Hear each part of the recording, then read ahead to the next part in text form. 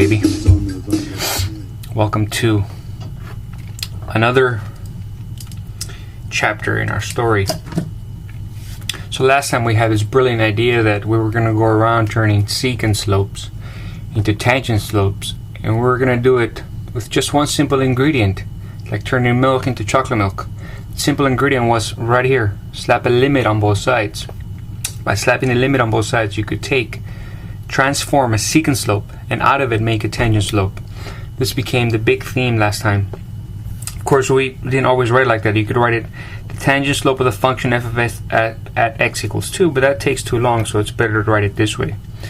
And we did this for several functions. We did it for the function f of x equals x squared. We did it at 2, we did it at -3, at -4, etc., etc., etc.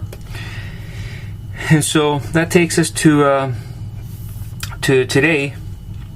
And today we got some more timeless ideas for us. Timeless.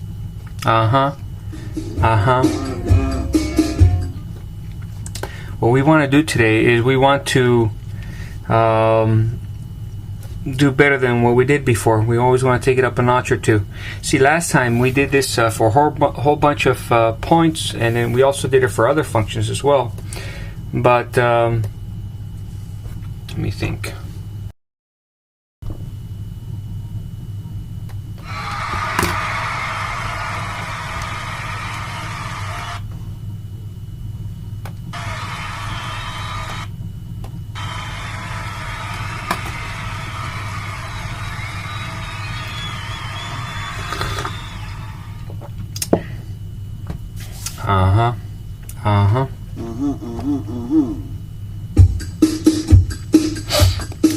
Alright, so welcome to another chapter in our timeless story here. Today we've got something huge. Every day we have something huge part of the story, and today's no exception. We will deliver the world-famous derivative function today.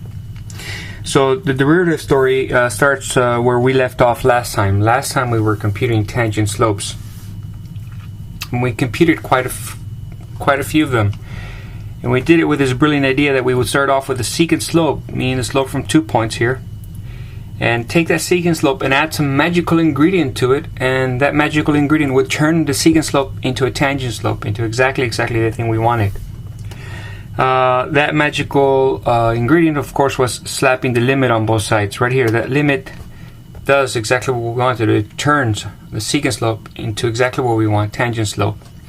And it became so famous, we did it so many times. And also we noted that this language here, the tangent slope, at some point it takes too long to write, so we have more professional language. F prime of 2 means the slope of the tangent line to the function f of x at the point x equals 2.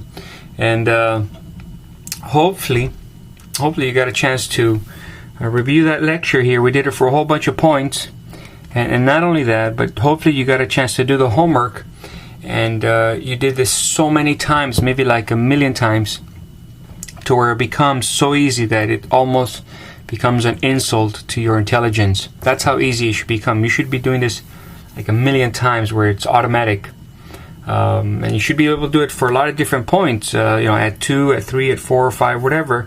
All these points you should be able to do it. And not only for the function f of x, but in the homework there would f of x equals x squared, but in the homework there would be other functions such as x to the third, or x to the fifth, or the square root of x, or I'm not sure if I put that on this homework or the previous homework, but even crazy things like sine of x or ln of x, or crazy stuff like that. Okay, so anyways, you should have had a tangent slope party last couple nights here, where you find all sorts of tangent slopes, and they become so easy for you, they become second nature and almost an insult to your intelligence. And that gets us ready for our next part of the story. The next part of the story is to start thinking even bigger than this. Even bigger, I know, huh? Yeah, if it's possible, start thinking even bigger than this, rather than going through the way we did it on last lecture and the way you did it on the homework, going through every single point and finding a tangent slope. We want to start thinking even bigger. What would happen, think about this, what would happen is if instead of finding the tangent slope at some point, for example at 2, we actually found a template This is huge ideas. We actually found a template, say for some generic number. Instead of 2, say something like A or B, a generic number, and we actually found that. Then we could solve all the secant slope at once, just like that. That would be nice. Yeah, that deserves an applause. I'll toast to that. Think about what I'm proposing. We are proposing to find a generic template, a formula that would find all the slopes at once. The idea of templates is not a new idea. If you've gone through the regular sequence of courses, you've seen this idea before. For example, when you did degree 2 polynomials, you remember solving these. You could move the 5 over there, divide by 2, complete the square, use the square root property, etc. But that gets old after a while, and instead we have this brilliant idea that, hey, why don't, instead of solving these ones, why don't we think bigger? Think big. Don't think like an insect. Think big. Solve the template. Because if you can solve the template, that gives you... whoa, what happened? Control Z would save the day. Ha. If you can solve the template, boom, that gives you a way of solving all of them at once. All you do is plug it into the template. What's your B? What's your A? Boom, just like that, you've solved all degree 2 equations, the greatest of ease. That, my friends, that's the world of templates. And that's what we want to do for our problem here. Instead of finding the slope at 2, which like we did at 2 or 3 or 5 or -5 or whatever, forget about that. We want to, instead of doing it at 2, replace that with a generic number C and see how it goes. What we're proposing to do is to develop a tan slopator machine. Yeah, people call it the derivative, but I'm thinking the tangent slopator machine would be more descriptive. It's a machine that generates all the slopes at once. Roll with that with me for a second. Watch this. So we would find, let's do it in green. We would find the secant slope and we'd say, okay, the secant slope is equal to the limit as x goes to, we're going to find some other point here, x. We're going to find the secant slope here from C to x, from this point to that point. So this is f of x, this is f of c. This is nothing new. We've done it many times, except we were doing it with points, actual points, thinking like smaller ideas. So this would be the limit as x goes to c. We're going to move the x closer and closer and closer to c of f of x minus f of c all over x minus c, right? That would be the, wait, that would be the secant slope. The perfect medicine. How do we turn the secant slope into a tangent slope? We slap a limit on both sides as x goes to c. Limit as x goes to c. And that turns your secant slope and turns it into a tangent slope, which is exactly what we want. And on the right hand side we have the limit as x goes to c. We're using the same function here, x squared. That would give us x squared minus c squared all over x minus c. If you try the plug-in method, that's going to lead you nowhere, 0 over 0, so you try the rewrite method. So that would be the limit as x goes to c, x minus c times x plus c all over x minus c. And then do a little cancellation here. Cancel this. This should look familiar because we did it many times before, and you did it for homework like a million times. Except you did it with actual numbers, and here we're thinking, why don't we get a machine that does all of them at once? So now you try the plug-in method again. The plug-in method, you would plug in x goes to c, and if x goes to c, that would mean you replace this x with c, so that would give you c plus c, which of course is equal to 2 c's. And then you say, yippee-ki-yay, I've got myself a little machine, a tangent slopator that will give me all the possible tangent slopes at any given point on the curve, just like that, with great elegance. Da da da, just like that. Here's, for example, so what we just did, we said that if f of x is equal to x squared, then the derivative at the points, the slope of the tangent line is equal to 2c. What does that mean? So if I wanted to find the derivative at 2, all I do is plug in the 2 for c, that gives me 4. Check, that's something we did before.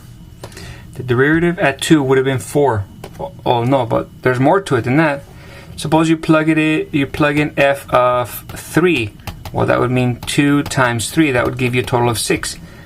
So that means at 3 here, the slope would be equal to 6. Oh, but there's more than that.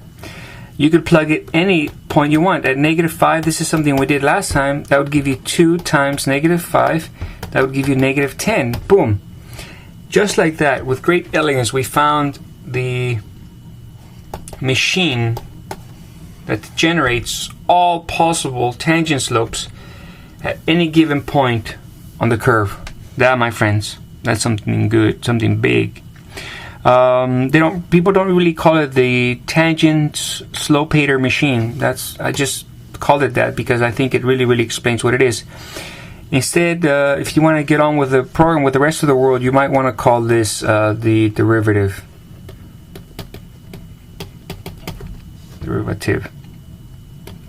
Okay.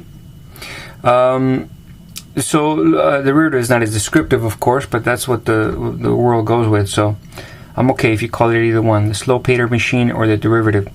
And think about how powerful this is. You would want to do that for every single function. Let's look at some of the other functions that we studied last time. I think we did x to the third too, right? Let's check that one out. For x to the third, we did it at point 1. I forget which points. We did it at a few points, and you did it a bunch of times for homework. And so it's time to start thinking much bigger. Why don't we get a little machine, a template that resolves all the tangent slopes for x to the third all at once. And so we say, okay, the tangent slope f prime. See, sometimes after you do this 1,000 times, you don't have to write the beginning part, where the secant slope, and you turn the secant slope and you add the key ingredient, all that. After you've done it a million times, you know that it's going to end up like this. The limit as x goes to c of f of x minus f of c all over x minus c, yeah?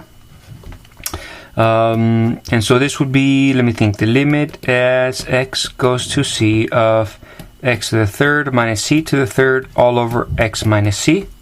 I'm using the fact that this function is x to the third. That is absolutely a crucial piece. The slopator machine would be different for every possible function. It could be different for different functions. So that's why this part is crucial here when you plug in f of x and you plug in f of c. At that point, it just becomes a limit problem, the kind we did in the last chapter. For the kind we have 4 different techniques: the rewrite, plug-in, etc.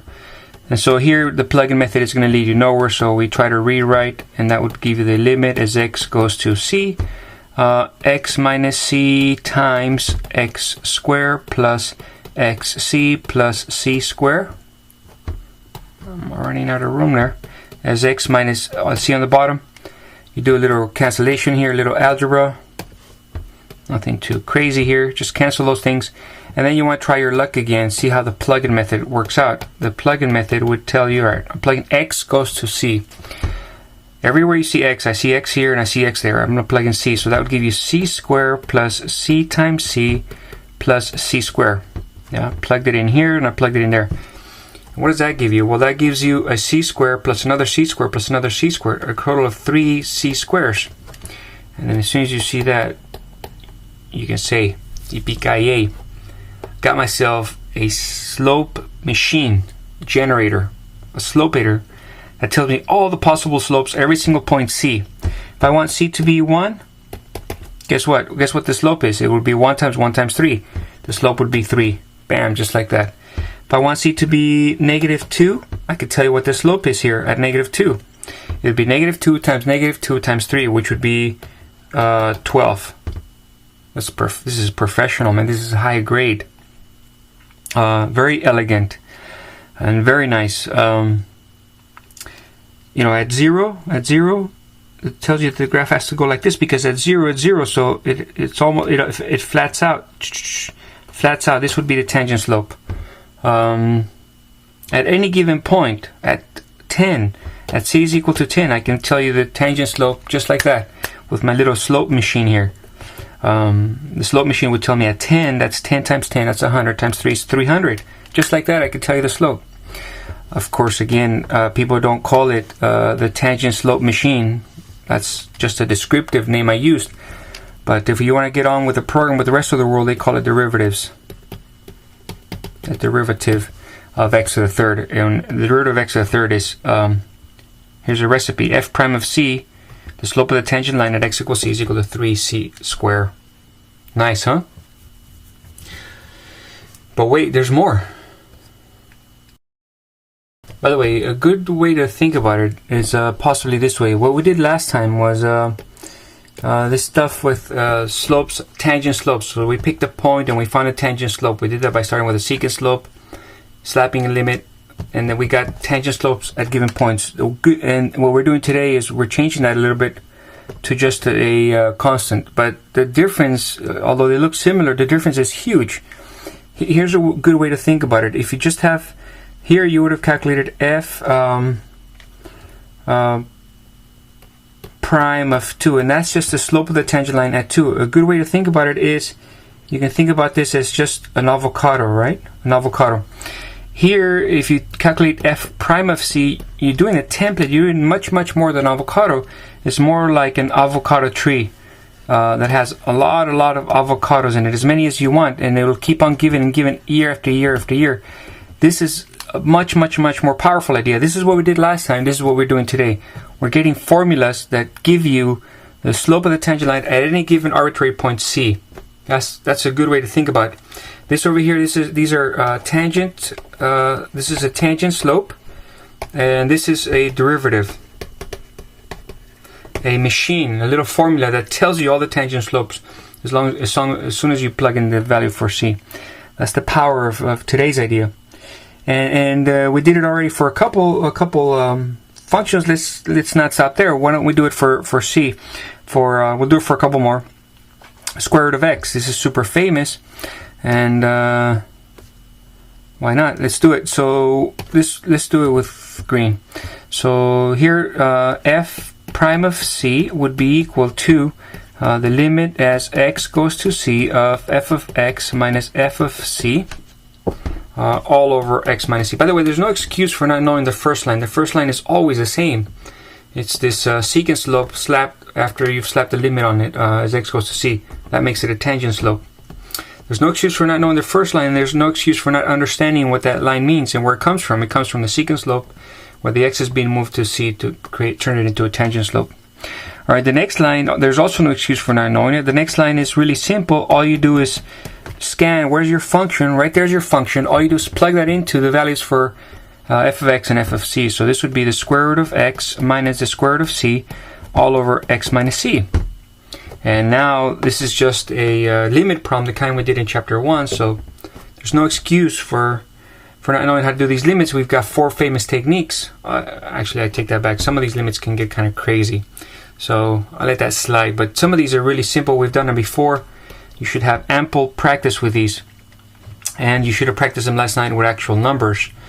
So this would be, I'm going to try to rewrite on this guy, limit as x goes to c of the square root of x minus the square root of c, the square root of x minus the square root of c times the square root of x plus the square root of c. I know that looks a little strange, but that's a beautiful idea here, looking at the bottom as the difference of squares, even though they don't look like the difference of squares. That gets the job done, and we've done that little trick before. And now I try the plug-in method. The plug-in method would tell you x is going towards c, and I've got x here, and I got plus the square root of c here. So this would be 1 over the square root of c plus the square root of c. I left that one alone. I plugged it. All I did is plug it into here. The square root of x becomes the square root of c. That becomes 1 over a square root of c plus square root of c. That gives you 2 square roots of c. Yippee-ki-yay. This is super famous. For this function right here, x equals the square root of x. Its derivative, its little machine, is 1 over 2 times the square root of c. So at any given point, I could tell you exactly what this slope is, the tangent slope. You want to know what it is at c is equal to 100? 2 seconds, watch this. Square root of 100 is 10, so it will be 1 over 2 times 10. 1 over 20. That's the steepness at exactly that point is 1 over 20th. Every time you rise 1, you run 20. So beautiful, huh? Elegant. I told you. There's plenty more where that came from. Should I do a couple more? Let me see how long this is. Yeah, let's do a couple more. So again, there's no excuse for not knowing the first line. The first line is f prime of c is equal to the limit f of x minus f of c all over x minus c as x goes to c. Okay, and everyone should understand where that comes from. And let me think, that would be the limit as x goes to c, 1 over x squared minus 1 over c squared all over x minus c. And now look what we've done. We got ourselves a mess. The plug-in method is not going to take you anywhere. You get a 0 over 0, so try a little rewrite. And I'm going to do some algebra on this one. I'm thinking that I should combine these fractions on the top. And if it doesn't work, it's okay. I'm not going to start crying. I'll just come back and try something else. So I would get the common denominator, and that would give me c squared, let me see, c squared and c squared minus x squared all over x squared c squared. That's just the numerator. The bottom I have x minus c. Now what? I think I could put this over 1. So I have a complex fraction, fraction of fraction, so I could take this and flip it and put it over there. That becomes, let me think, that would become c squared minus x squared all over x squared c squared times, I'm flipping the bottom, so 1 over x minus c, the quantity, yeah? It's looking a little better. I think I could factor the numerator here.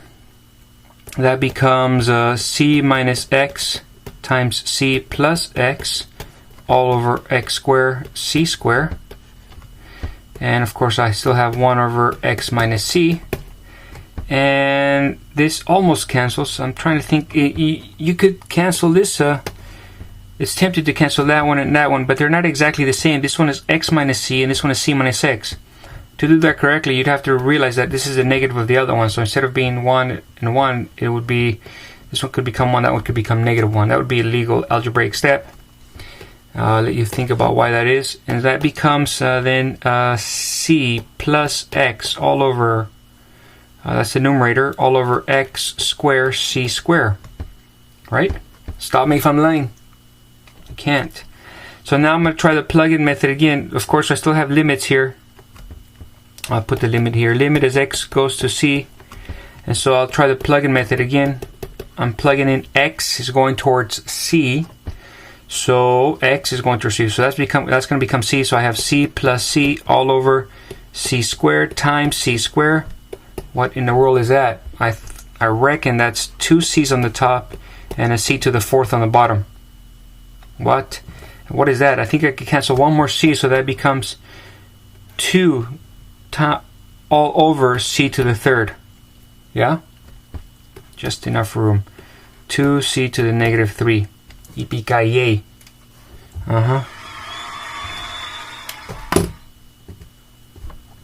Right?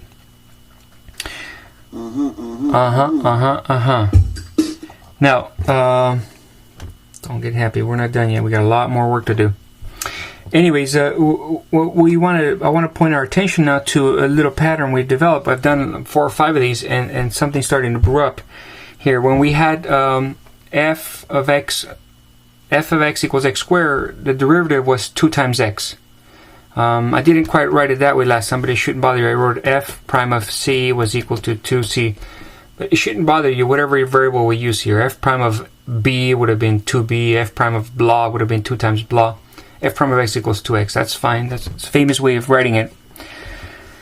But I want to turn our attention to the pattern here. When it was x to the 3rd, it was 3x squared. So you take this 3 and you bring it down as a coefficient and you subtract 1 from the 3. That becomes 3x squared. Again, when it was x to the negative 2, this was the one that was 1 over x squared, the one we just got done doing. You bring it down, that becomes negative 2. And x to the negative 3. By the way, did I do negative 2? I was just testing you guys, see if you were paying attention. This was negative, right? Remember, this was negative 1? So that would have been negative 1 multiplied there, negative 1 multiplied there, negative 2. I told you. See why they pay me? So you bring down the negative 2 and becomes, and then you subtract 1. That becomes x to the negative 3. Super famous. And then again with the 1/2, this was the one with the square root we did earlier. You bring the 1/2 down, and then you get x to the negative 1/2. Let me see, is that what we got? 1. This is 1 over 2 x to the 1/2. This is 1 over 2 square root of x. Is that what we got earlier? Let's check. See, I told you, 1 over 2 times the square root of c. See why they pay me? So you start to observe a pattern here, and in fact these were already big ideas, to come up with formulas that would give you all the derivatives all at once. That was a big idea already. Now we're thinking even bigger than that. We're putting them all together and realizing there's just one single pattern that governs all these. All these were just one idea. It was this idea that if you take x to some constant power up here, we can, at least based on these previous examples, we just bring down the exponent as a coefficient and subtract 1 from the exponent to give you the new exponent. Amazing. And it works. And it's not really a proof, it's just a pattern. And it might be a fun proof to try maybe for homework. I think I'm going to put this on the homework. Try to show that it works when n is a integer, when n is a fraction. It's a really nice exercise. Alright, so that's fine for all these sort of polynomials or pseudo-polynomials, but we've got much bigger plans than that. We would like to know this tangent slopes, not just for 2, but for any constant c, any c, because this would be, if I leave the 2 there, that's just an avocado. If I put a constant there, that's an avocado tree. That's a much bigger idea. But we wouldn't just like to know it for these ones, the ones that have x to some power. We would like to know for all possible functions, exponential functions, logarithmic functions, trig functions, all the functions that you've ever encountered. Right about now, you should be asking yourself, wondering, I wonder what the derivative is. I wonder how I can get the formula that gives me the slope of the tangent line at any given point. That's what you should be wondering right now, about all the possible functions that you have ever met. Okay? We want to add, if f of x is equal to sine x. Let's see if you guys can see that. Not sure if you can see it. Yeah, you can see it. We want to know if f of x equals sine x, what is its derivative? What is the formula? I want the machine, the little slope, the tangent slopator that gives me at any given point x. I want to know exactly what this tangent slope is immediately, with great elegance, without having to go through the definition like we did in the previous homework. Not that there's anything wrong with that. Believe me, that stuff is good for you. It's like vitamins. You should have done like at least 1 million of those. But we're trying to think bigger, like humans, not think small, like insects. So we'd like to know the derivative for sine, for cosine, for ln, for exponential functions. The list goes on and on and on. And right about now, you should be feeling maybe like a little anxious, thinking, man, I can't wait to start doing these on my own. You're probably just eager to shut this off and start doing the homework right away, just so you can start finding all these derivatives on your own. And I understand the excitement. Believe me, I share that too. I think right now you're probably feeling like a caged tiger, ready to go at it. All the possible derivatives. I know how you feel. But before we do that, before I let you guys run off and like a tiger, eager to get all the derivatives in the homework, I thought maybe it might be instructive to do one of these that I haven't done before. I mean, I did all these, right? In today's lecture, I did all these. I thought maybe it'd be instructive to do one of these ones, just to change the flavor a little bit. You guys would like that, right? Take it up a notch or two. Do something that your boyfriend can't do or can't explain to you, even though your boyfriend's really good at math. You see, as good as the hands. Can he do this? I'm just playing. I thought it'd be interesting to try one of these non-trivial examples. So I'm gonna pause this thing for just a second, put my game face on, and I'm thinking about trying this one. I've never tried it before in my life, but I'm not afraid. Okay, I got my eyes set on that one. So what we're proposing to do is to find a formula, a recipe that will give you the slope at any given point C, a generic point C. You could always do it for C is equal to whatever, pi over 7, because you could always do the engineer's method. But that's for engineers. We want a nice, strong formula. He made fun of engineers. We want a formula that gives it to for all possible values. See, that's thinking big. Okay, so we're gonna need a couple ingredients. So before we get bogged down on that, let me get those out of the way. This is what we need. First, we need to recall this is a super famous limit. We've done this one quite a few times. We did it.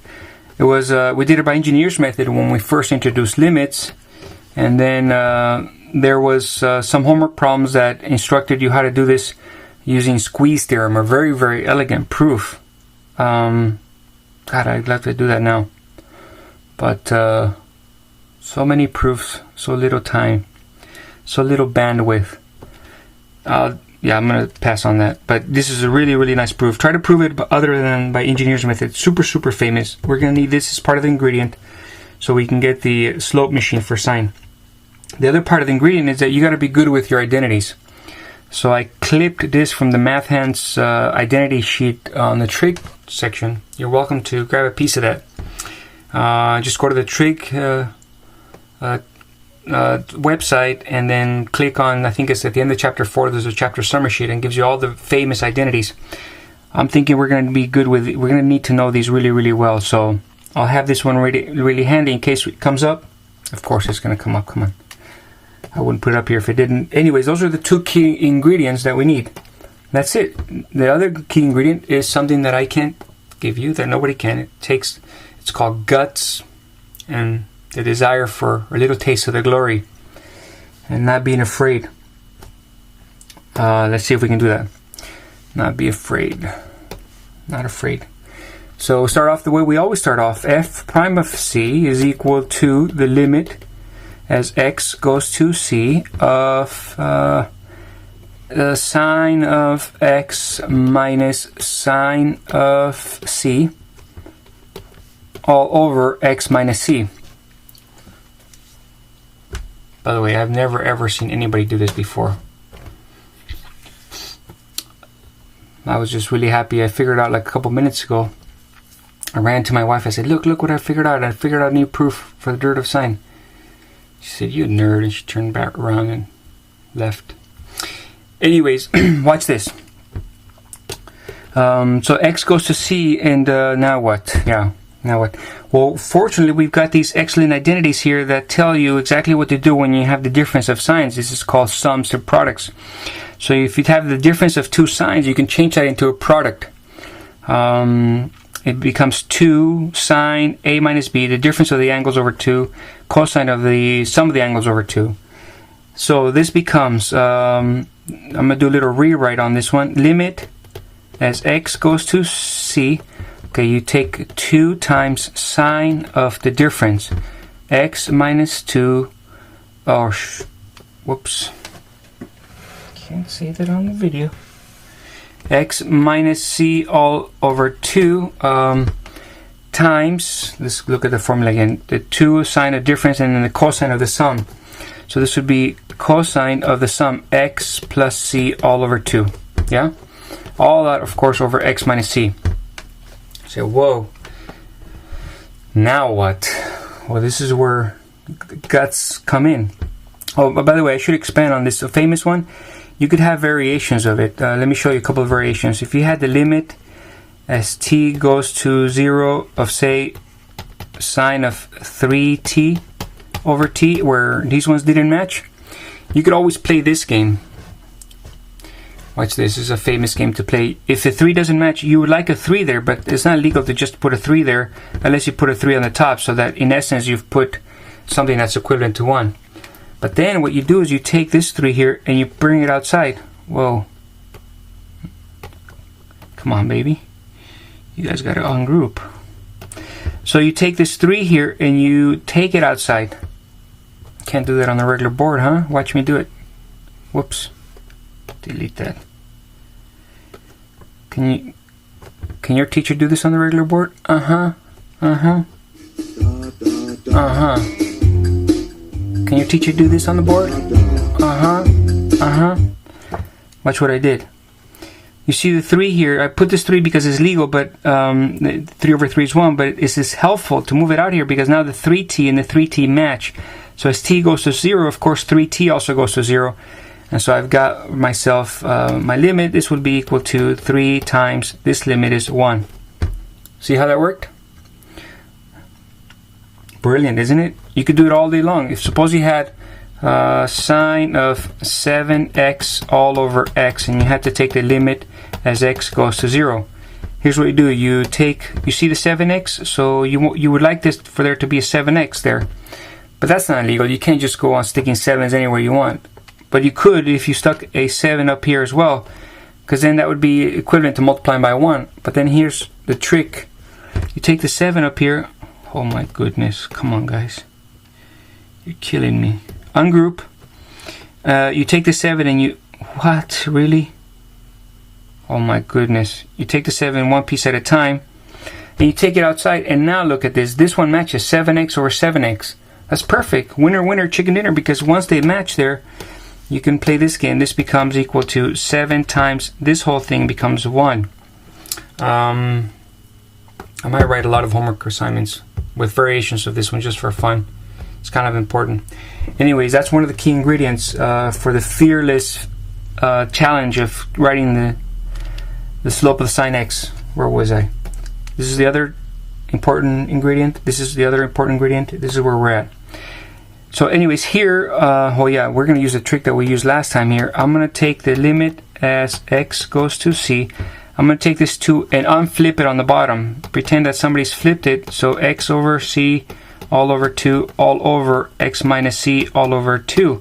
Because if you were to flip this one over, that would put the 2 up here. So this is equivalent to exactly what's on the previous line. That's just algebra. Again, this 2 here could be flipped and put over here. But now I got something brilliant brewing here. I got something brilliant because, first of all, if each one of these limits exists and is finite, I can distribute the limit to both of these. So I can split this up. So excited I can hardly contain it. X minus c over 2 all over x minus c over 2 times the limit as x goes to c of x plus c all over, well, that would be the cosine of x plus c over 2. This is cosine. Now, this limit right here looks a lot like this limit right here. You see the sign of blah over blah as blah goes to 0? That's exactly the same as the sign of blah over blah as x goes to c. Well, as x goes to c, this x minus c goes to 0. Right? So this is equivalent to saying that this is the limit as t goes to 0. I'll make x minus c over 2 be equal to t. Okay, as x goes to c, well, t goes to 0. So t goes to 0, sine of t all over t times this other one I leave alone, limit as x goes to c of cosine of x plus c all over 2. I know you can't read it, that's cosine. I'm ready to say yippee. I'm almost going to say yippee-ki-yay. I'm just going to say yippee right now because look. What does this piece do? Sine of t over t as t goes to 0. I told you that's super famous. Where does that go to? That goes to 1. So this becomes super famous. 1 times the limit. On this one I could do the plug-in method, right? Cosine as x goes to c. X goes to c. So this x goes to c. That would be cosine of c plus c all over 2. Whoa, whoa, whoa, whoa, whoa. How much is c plus c over 2? Use your calculator. What do you think it is? Yippee-ki-yay. Cosine c.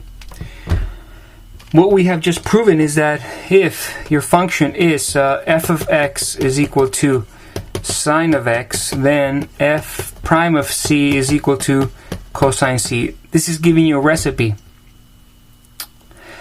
For any given point c, boom, I could tell you exactly what the slope is. You want to know what the tangent slope is at pi over 2? Easy. All I do is do cosine of pi over 2, which is, everybody knows, is 0. Let's see if that matches. At pi over 2, what was the tangent slope? Whoops, 0. You see why they pay me? Tangent and slope is 0. I told you, this is brilliant.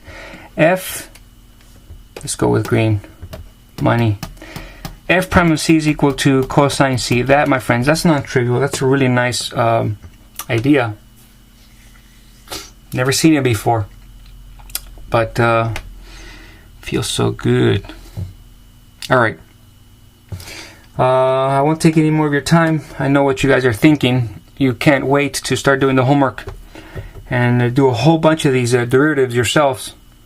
I hope you do that and enjoy it, and I hope that by the end of tonight or next couple nights, all these will be yours to own. Every one of them you should own exactly what the derivative is. This should become the most famous question of the day. Okay, I don't know what else to say. I think that's everything that there is to say has been said. Thank you. I think that would do it for us. Peace.